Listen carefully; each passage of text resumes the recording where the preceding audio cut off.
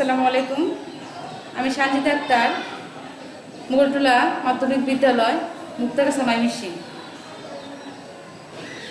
প্রিয় ছাত্রছাত্রী, আজকে আমি নবম দশম শ্রেণীর ইসলাম ও নৈতিক শিক্ষা তোমাদের ক্লাস করাবো।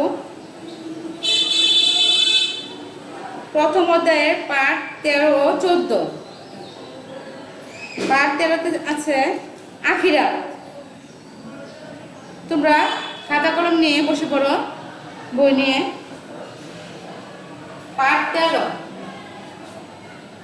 প্রথম অধ্যায়।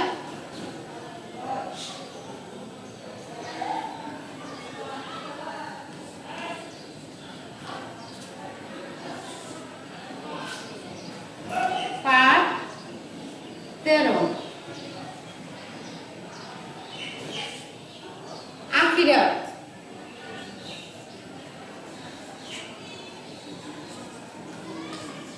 আখিরাত, প্রথমে আমরা আখিরাতের পরিচয় সম্পর্কে বলবো। পরিচয়, আখিরাতের পরিচয়। আখিরাত অর্থ পরকাল। মানুষের মৃত্যুর পরবর্তী জীবনকে আখিরাত বলা হয়। মানব জীবনে দুটি পর্যায় রয়েছে, ইহকাল ও পরকাল। ইহকাল হলো দুনিয়ার জীবন, আর মৃত্যুর পরে মানুষের যে নতুন জীবন শুরু হয় তার নাম পরকাল বা আখিরাত। আখিরাত অনন্তকালের জীবন। এই জীবনের শুরু আছে কিন্তু শেষ নেই। এটি মানুষের চিরস্থায়ী আবাস।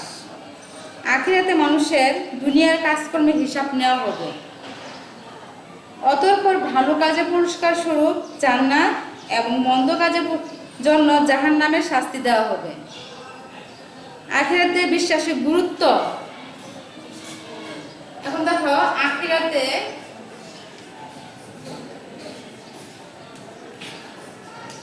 বিশ্বাসের গুরুত্ব।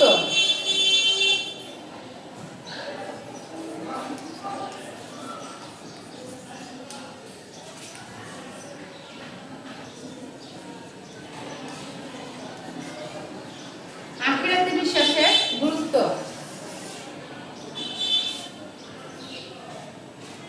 আখিরাত ঈমানের অন্যতম গুরুত্বপূর্ণ বিষয়।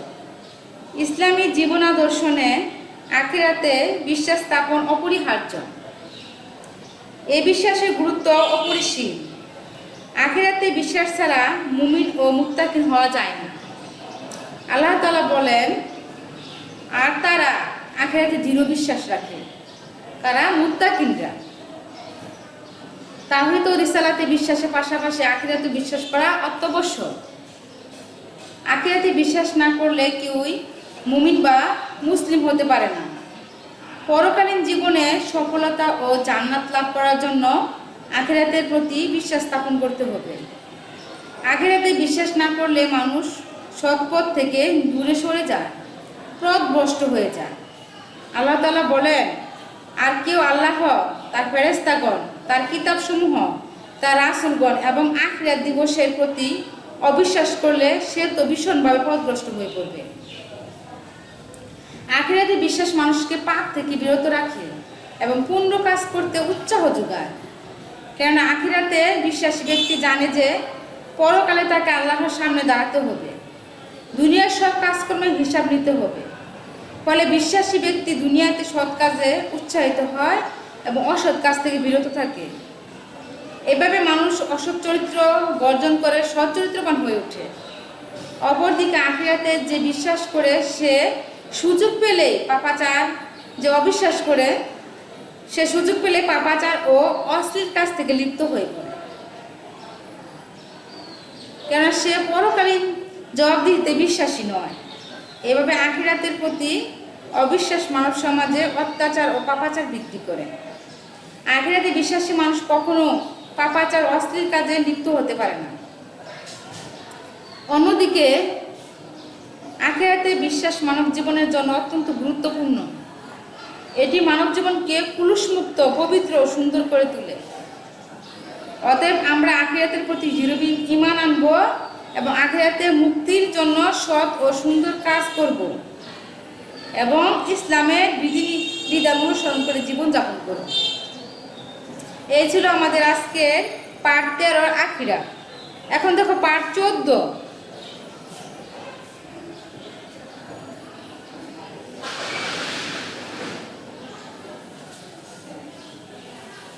পার্ট 14 তে দেখো আখিরাতের জীবনের কয়েকটি স্তর। পার্ট 14 আখিরাতে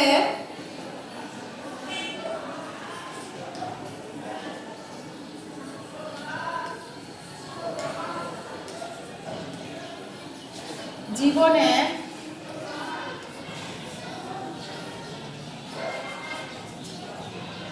কয়েকটি স্তর।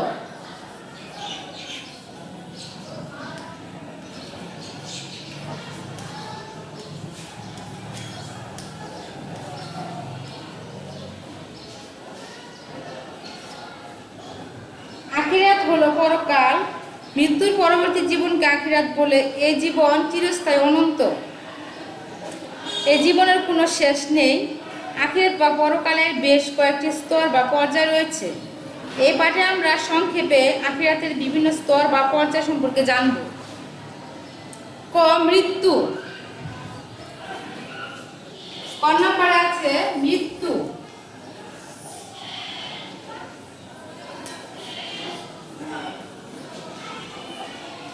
আখিরাতের স্তরের মধ্যে 1 নম্বরে ক মৃত্যু। দেখো মৃত্যুর এটা আখিরাত বা পরকালীন জীবনের শুরু হয় মৃত্যুর মাধ্যমে। সুতরাং মৃত্যু হলো পরকালের প্রবেশদ্বার।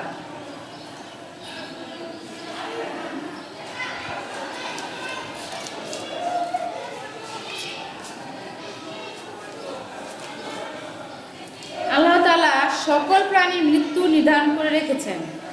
তিনি বলেন, প্রত্যেক প্রাণীকে মৃত্যুর স্বাদ গ্রহণ করতে হবে। দুনিয়ার কোনো প্রাণী মৃত্যুর হাত থেকে রেহাই পাবে না।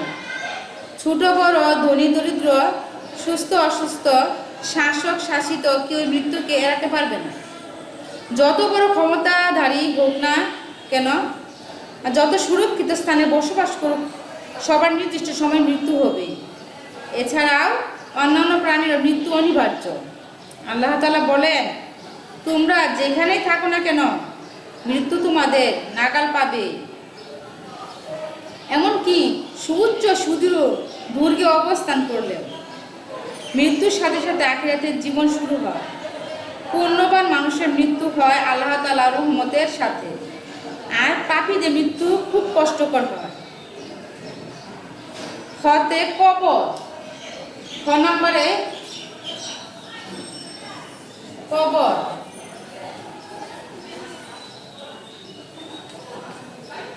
দেখো খ নম্বরে আছে কবর। মৃত্যুর পর থেকে পুনরুত্থান পর্যন্ত সময়কে কবরের জীবন বলা হয়। এর অপর নাম বারজাখ। এ প্রসঙ্গে আল্লাহ তাআলা বলেন, আর তাদের সামনে বারজাখ থাকবে পুনরুত্থান দিবস পর্যন্ত। দুনিয়াতে মানুষকে মৃত্যুর পর কবরস্থ করা হয়। এ সময় মুনকার নাকির নামে দুজন ফেরেশতা কবরে আসেন। তারা মৃত ব্যক্তিকে 3টি প্রশ্ন করেন। এগুলো হলো, 1 তোমার রব কে, 2 তোমার দিন কি, 3 তোমার নবী কে। অথবা রাসূল সাল্লাল্লাহু আলাইহি ওয়াসাল্লাম এর প্রতি ইঙ্গিত করে বলা হয়, এই ব্যক্তি কে।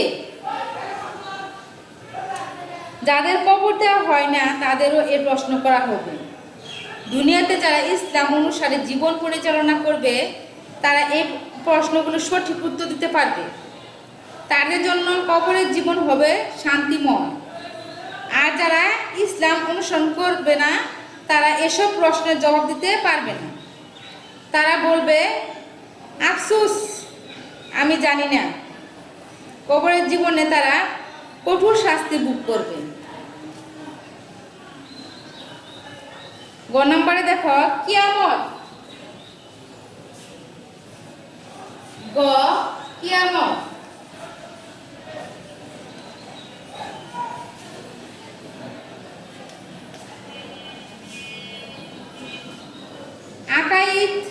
শাস্তে কিয়ামত বলতে দুটি অবস্থাকে বোঝানো হয়। প্রথমত, কিয়ামত অর্থ মহাপ্রলয়। আল্লাহ তাআলা এই গোটা বিশ্ব মানুষের জন্য সৃষ্টি করেছেন আর মানুষকে তার ইবাদত করার জন্য সৃষ্টি করেছেন। কিন্তু এমন এক দিন আসবে যখন গোটা বিশ্বে মহান আল্লাহর ইবাদত করার মতো কেউ থাকবে না, এমনকি আল্লাহর নাম নেওয়ার মতো কেউ পাওয়া যাবে না। সকল মানুষ গুমরাহি ও নাফরমানিতে লিপ্ত হয়ে পড়বে। সে সময় আল্লাহ তাআলা এই পৃথিবী ধ্বংস করে দিবেন। তার নির্দেশে হযরত ইসরাফিল আলাইহিস সালাম সিংহায় ফুঁক দেবেন। ফলে চন্দ্র, সূর্য ও তারকারাজি খসে পড়বে। পাহাড় পর্বত তুলার ন্যায় উঠতে থাকবে। ভূগর্ভস্থ সবকিছু বের হয়ে যাবে। সকল প্রাণী মৃত্যু বরণ করবে এবং গোটা পৃথিবী ধ্বংস হয়ে যাবে। এ সময় শুধু আল্লাহ তাআলা থাকবেন, আর কেউ বিদ্যমান থাকবেন না। পৃথিবী ধ্বংসের এ মহাপ্রলয়ের নাম কিয়ামত। দ্বিতীয়ত, কিয়ামতের অন্য অর্থ দাঁড়ানো। পৃথিবী ধ্বংসের বহুদিন পর আল্লাহ তাআলা আবার সকল জীব ও প্রাণীকে জীবিত করবেন। আল্লাহর নির্দেশে ইসরাফিল আলাইহিস সালাম পুনরায় সিংহায় ফুঁক দিবেন। তখন মানুষ পুনরায় জীবিত হয়ে কবর থেকে উঠে হাসরের ময়দানে হিসাব নিকাশের জন্য সমবেত হবে। ওই সময় কবর থেকে উঠে দাঁড়ানোকে বলা হয় কিয়ামত। একে ইয়াউমুন বা আস বা পুনরুত্থান দিবস বলা হয়।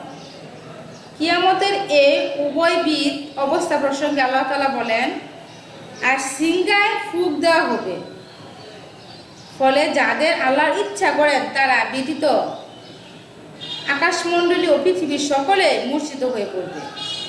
অতঃপর আবার সিংহায় ফুঁক দেওয়া হবে, তখন তারা দণ্ডমান হয়ে তাকাতে থাকবে। ঘ হাসর। বর্ণমালায় দেখো প্রিয় ছাত্রছাত্রী, হাসর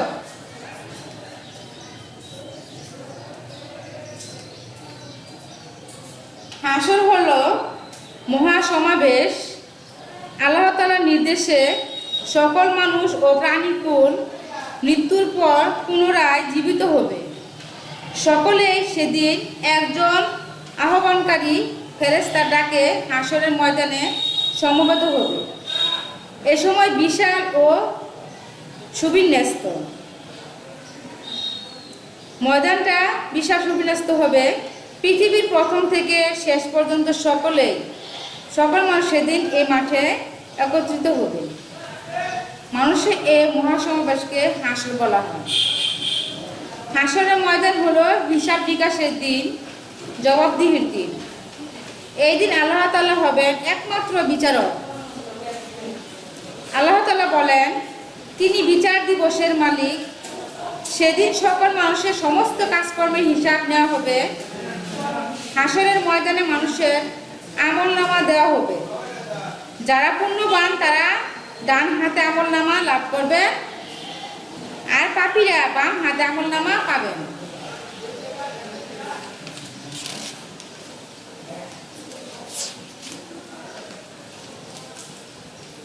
হাসরের ময়দান ভীষণ কষ্টের স্থান। সেদিন সূর্য মাথার উপর একেবারে নিকটে থাকবে। মানুষ প্রচণ্ড তাপে ঘামতে থাকবে। সেদিন আল্লাহ তাআলার আরশের ছায়া ব্যতীত আর কোনো ছায়া থাকবে না। 7 শ্রেণীর লোক সেদিন আরশের ছায়াতলে স্থান পাবে। এদের মধ্যে এক শ্রেণীর হলো সেসব ব্যক্তি যে যৌবনকালে আল্লাহর ইবাদত করেছে। হাসরের ময়দানে পানি জলের কোনো ব্যবস্থা থাকবে না, একমাত্র হাউজে কাউসারের পানি থাকবে। আমাদের প্রিয় নবী হযরত মুহাম্মদ সাল্লাল্লাহু আলাইহি সাল্লাম সেদিন তার খাঁটি উম্মতগণকে হাউজে কাউসার থেকে পানি পান করাবেন। পাপীরা সেদিন তৃষ্ণা নিদারুণ কষ্ট ভোগ করবে।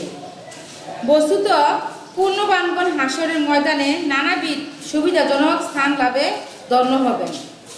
পক্ষান্তরে পাপীরা শহরের ময়দানে হাসরের ময়দানে কঠোর শাস্তি ভোগ করবেন।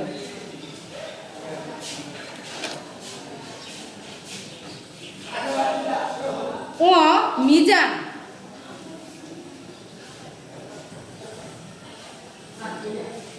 মিজান ও নাম্বার দেখো,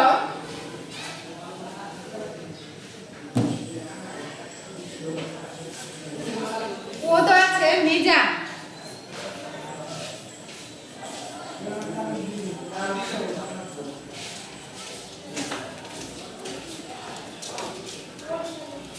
মিজান অর্থ পরিমাপক যন্ত্র বা দাঁড়িপাল্লা।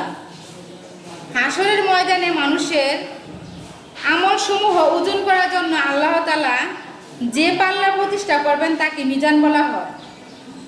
আল্লাহ তাআলা বলেন, আর আমি কিয়ামতের দিন ন্যায় বিচারের মানদণ্ড স্থাপন করব। মিজানের পাল্লায় মানুষের পাপ পুণ্য ওজন করা হবে, আর পুণ্যের পাল্লা ভারী হবে সে জান্নাতে প্রবেশ করবে, আর যার পাপের পাল্লা ভারী হবে সে হবে জাহান্নামী। সিরাত, দেখো তোমরা নাম্বারে সিরাত।